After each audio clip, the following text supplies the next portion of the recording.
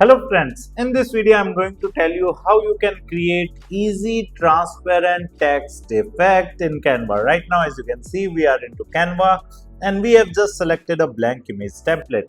Now what we are going to do is we are going to add a background first, right? So for example I have just searched for travel, right? Sir, you have mistakenly added this space. Yeah, my dear friend, I have removed that. Okay, and here you can simply add whatever the image you want, and then you can click on triple dot and then set image as background. Now here I am going to add text.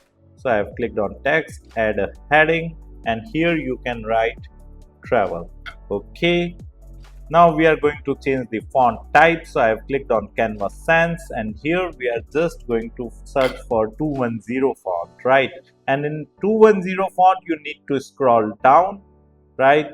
And you will find this 210 black box, right? You can simply select that and then you can simply increase the size, right? And as you can see, you have successfully added a transparent text in Canva. You can also use this text in video as well, right? If you like this video, hit the like button and subscribe to our YouTube channel to watch more videos like this. Thank you. If you want to learn digital marketing for free, then subscribe Digital Bikana YouTube channel right now.